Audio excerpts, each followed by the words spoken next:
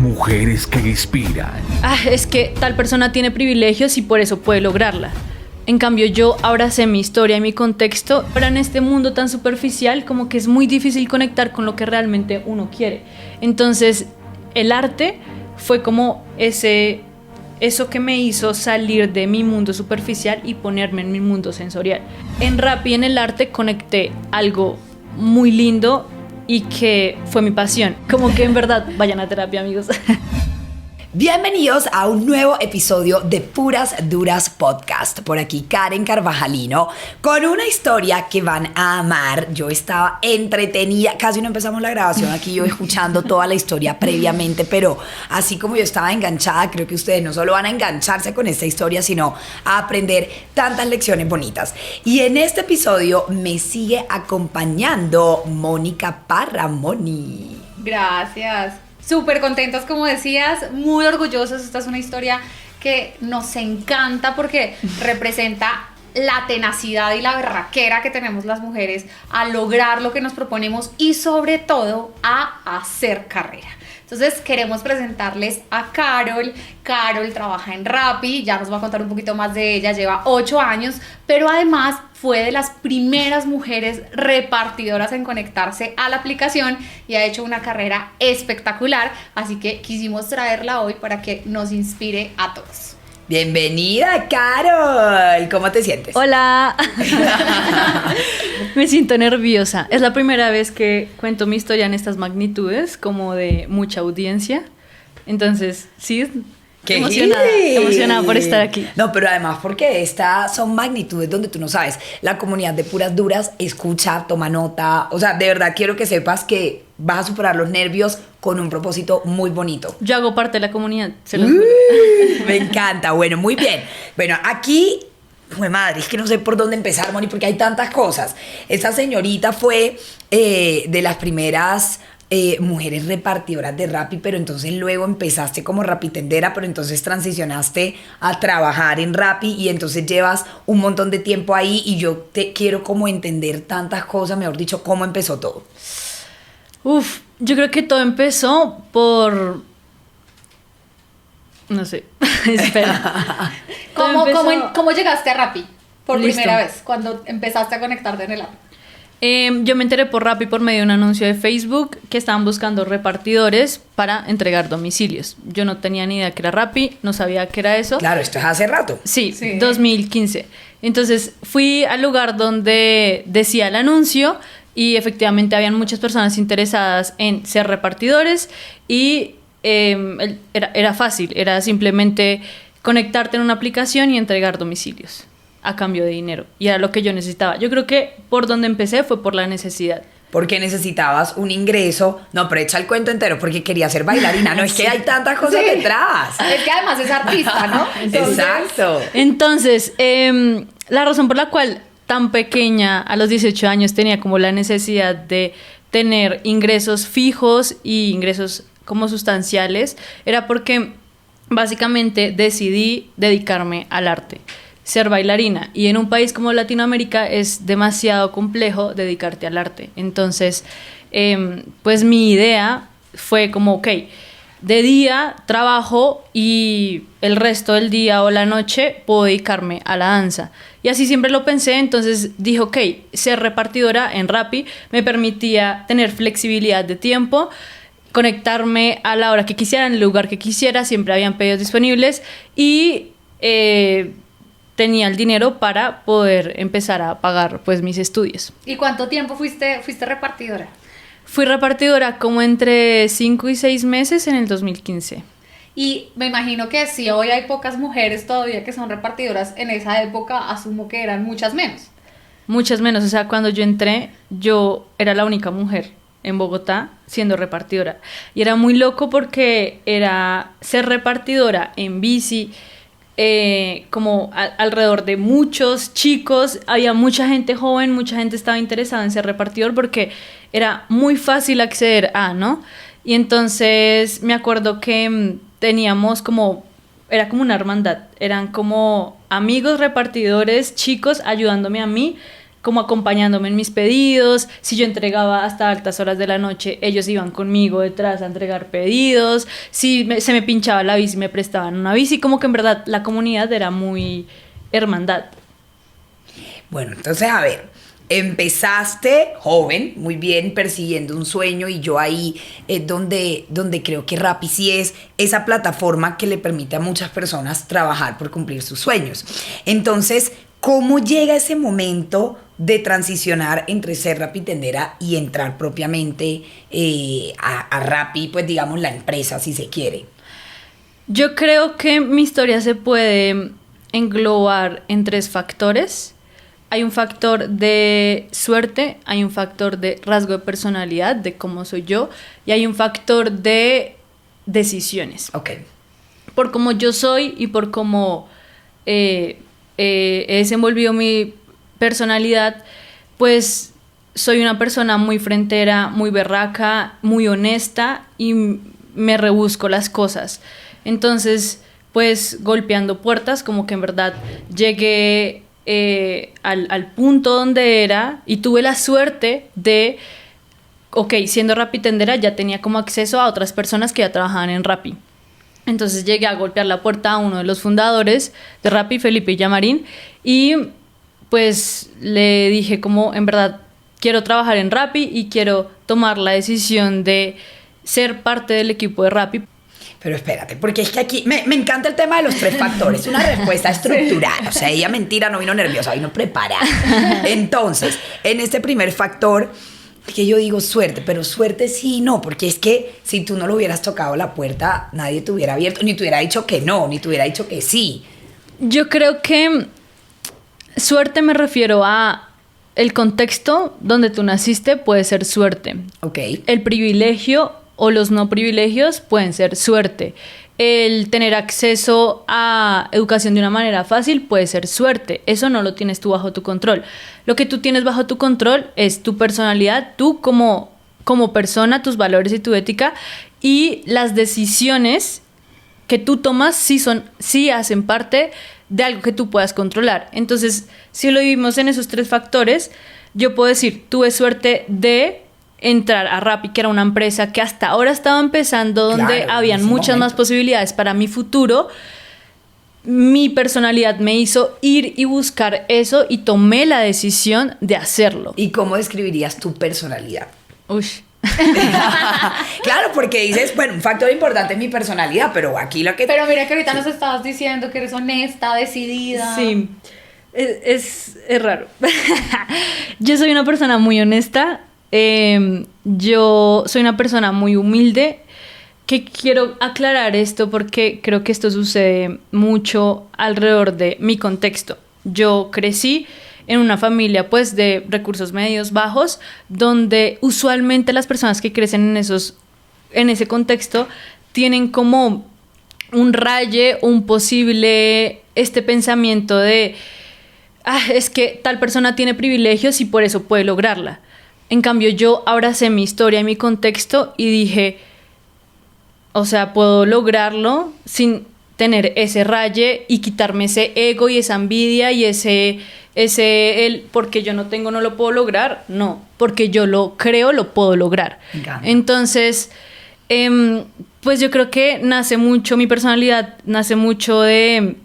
Mi familia fue muy berraquera desde que tengo memoria. Nunca fueron empleados, sino que ellos hacían sus propias empresas, y eso a mí me dio la visión y la oportunidad de poder decir como, ok, mi futuro no está en ser un empleado, mi futuro está en crear algo mucho más grande. Y eso me lo inculcaron desde pequeña. Siempre he sido muy fuerte. Mi mamá también reflejar esa mujer fuerte que mi mamá me reflejaba cuando yo era pequeña. Entonces mi mamá era la mujer de la casa que se echaba todo encima, por más de que yo crecí en una familia de pues papás funcionales, o sea, papá y mamá. Mi mamá era como los 2 roles, como que ella se sacaba y lideraba la familia encima. Entonces eso a mí sí me hacía tener cojones de salir y hacerlo.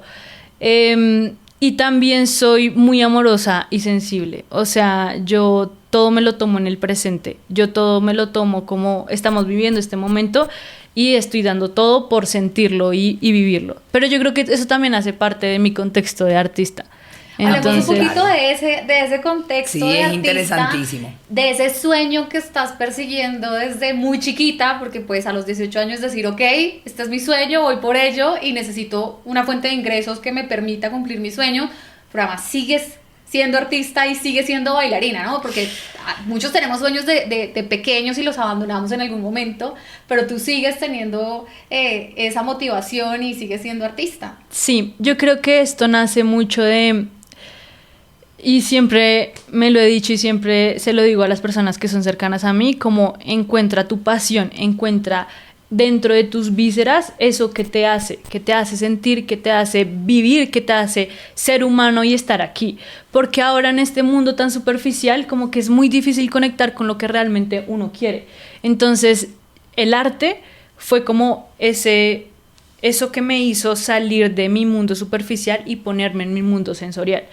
Entonces, ya nomás teniendo en cuenta y teniendo la visión clara de el arte es lo que yo quiero hacer y quiero dedicar, ¿cuál es el camino que debo tomar para dedicarme a eso que me apasiona?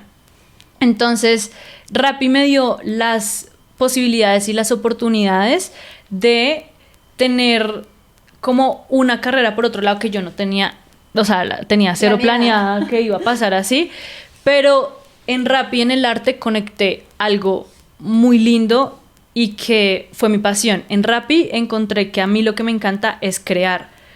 Y eso mismo lo encontraba en el arte. Entonces yo decía, ok, no estoy tan lejos de mi camino real, que es el arte, que es crear, y yo amo todo lo que tenga que ver con creación, desde el proceso, desde lo tangible que es ya ver algo creado por ti, y eso pasa también en la danza, ¿no? Entonces como que estos dos mundos paralelos me están forjando como ese camino. Yo decidí seguir en Rappi y seguir con esto, todo fue como una bola de cosas que se fueron transformando.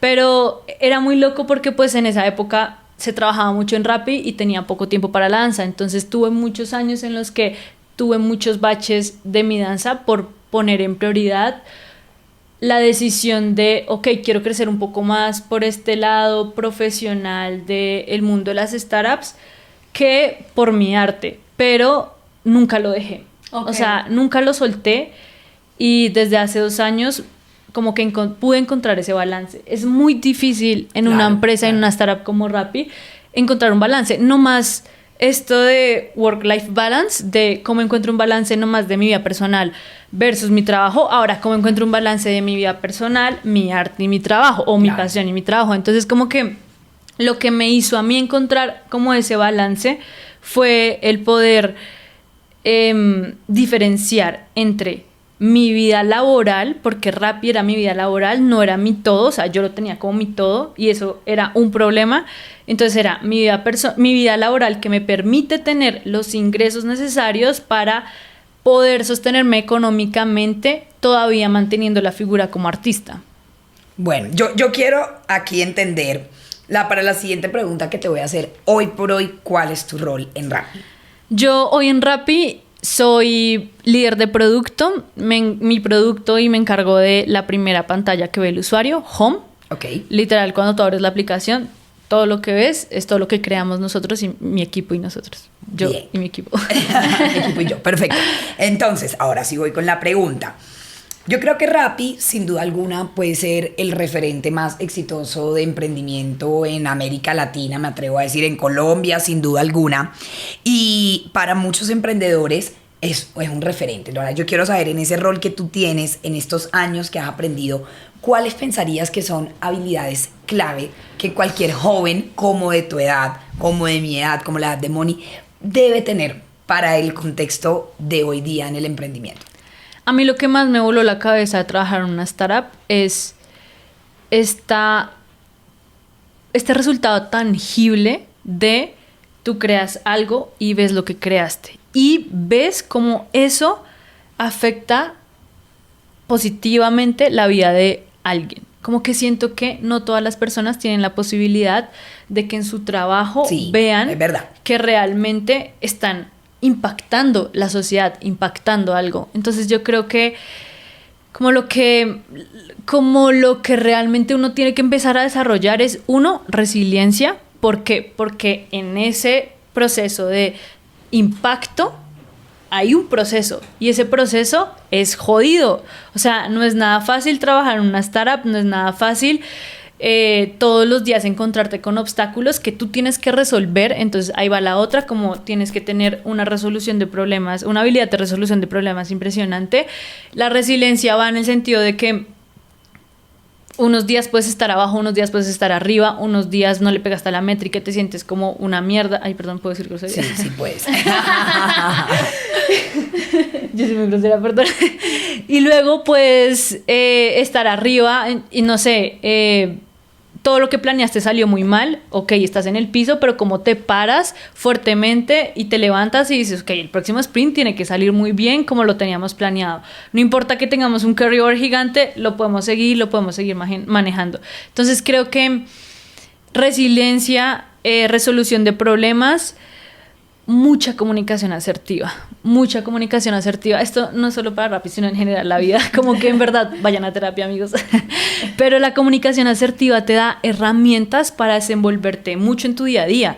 O sea, uno, y más ahora que todo es home office o work from anywhere, Sí. como que la gente tuvo que aprender a desarrollar habilidades de comunicación asertivas para no asumir cosas. Es muy difícil cuando todo el día te estás comunicando por una plataforma, Sí, obvio, Slack, no ves Teams, a la lo que gente, sea. claro. La gente puede Ponerle un tergiversar o ponerle un tono, y cuando te relacionas todo el tiempo con personas, eso es muy complejo. Tienes que lidiar con diferentes personalidades, entonces no te lo puedes tomar nada personal. Tienes que tener la mejor comunicación asertiva para que puedas lograr que la gente entienda muy bien lo que tu objetivo de comunicación, lo que tú quieres dar a decir. Y en mi cargo es muy importante eso, porque tú eres como un punto, cuando eres product manager o líder de producto, tú eres como un punto medio entre todas las otras ramitas que vienen detrás, ¿no? Entonces tienes que encontrar un balance entre las prioridades de la compañía, las necesidades del usuario, el tiempo y el esfuerzo que toma desarrollar X o Y nueva funcionalidad. Entonces, ¿cómo pones todo esto en orden y decides exactamente qué es lo mejor para el usuario? Entonces, es como encontrar ese balance. Es súper complejo, pero pues la Pero idea la tienes es clara en la habilidad Sharp. Ven, y cuando hiciste la transición de Rapitender a Rappi, ¿qué hacías? O sea, ¿cuál fue ese primer rol? Uy, yo por Rappi pasaba por diferentes cargos, impresionante, o sea, cada uno es diferente al otro. Empecé así muy rápido, empecé como administrativa, le daba la dotación a los rapitenderos y más o menos les ayudaba con su onboarding. Luego sí pasé a ayudarles al onboarding a los rapitenderos, grababa y editaba videos para darles como consejos y tips de el uso de la aplicación. Después trabajé un tiempo en recursos humanos. Me acuerdo que ayudaba a hacer como entrevistas grupales de la gente que quería trabajar en Rappi. Era raro porque pues sí, una niña haciendo entrevistas. También trabajé después en el área de Rapitenderos, operaciones. Entonces me dedicaba a hacer las comunicaciones de los rapitenderos en LATAM. Las comunicaciones, entiéndanse como mensajes de textos, emails, sus incentivos, cambios en la aplicación, etcétera. Como que ese trabajo fue como el más extenso que tuve durante un tiempo, pero hubo algo dentro de mí que me decía como, ¿qué quieres más? Como, ¿a dónde quieres ir más con esto? Porque ahí yo no había encontrado como lo que hablé en su momento de la pasión de cómo se conecta Rappi con mi danza. Entonces como que yo me sentía incómoda porque no me sentía perteneciente a ese lugar. Entonces después decidí trabajar en Growth del lado del usuario, y trabajé ahí como líder de estrategia de CRM para los usuarios, como cómo se fidelizan a nuestra aplicación, y luego toqué la puerta y salté a producto. ¿Qué es donde estás hoy? Que es donde estoy ahorita, porque dije como, ok, con todo el background que tengo, ya conozco las dos caras de la moneda, del rapitendero, del usuario, y ahora quiero realmente encontrar algo más. Y cuando llegué a producto, encontré eso que realmente me apasiona, que es desarrollar creativamente cosas tangibles. Como todo el proceso creativo me encanta. Uno, cuando escucha como historias como la tuya, que son historias muy inspiradoras, uno siempre ve como el resultado, ¿no? Entonces uno dice, wow, Carol hoy es bailarina y es líder de producto y tiene life balance y logra hacer las dos cosas y es súper exitosa en todo lo que se ha propuesto, pero pocas veces hablamos de cómo llegamos allá, el precio que tiene, los fracasos que recolectamos en el camino y lo que nos cuesta. El esfuerzo que tomas. Sí. Exacto, porque solemos como compartir las victorias, pero no hablamos o pocas veces hablamos y reconocemos también lo que nos costó llegar a ese punto. Si tú te devolvieras un poquito y pensaras en esa Carol de hace 8 años que llegó tocando la puerta en su bici repartiendo pedidos, ¿qué crees que ha sido como esos, vamos a llamar, obstáculos que has tenido que superar y esas cosas que te han mantenido? Porque ahorita lo hablábamos con Karen y una cosa es intentarlo una vez y otra cosa es mantenerse. Y tú has sido como súper consistente en tu camino, ¿no? Yo creo que es lo más difícil. En verdad yo estuve a punto de renunciar muchas veces, muchas veces, unas 4 o 5 veces. Y últimamente, como hace menos de 5 meses, tuve un burnout muy grande. Pero yo creo que eso nace mucho del balance. Tuve que ir a terapia y todo para entender todo esto, pero lo que más a mí me costaba era diferenciar que Rappi simplemente hacía parte de mi vida laboral. Entonces, yo siento que me lo tomaba muy personal. Yo siento que no podía diferenciar entre mi vida, mi danza y Rappi, como que hubo muchos años en los que dediqué mucho tiempo en Rappi y no salía de ahí y trasnochaba mucho y me costaba mucho despegarme. Era algo emocional muy fuerte que sentía por Rappi, como que sentía esta necesidad de siempre cumplir más, como, ok, cumplí con esto, pero quiero superar más las expectativas, entonces tengo que hacer X o Y cosa para llegar más, para superarme más.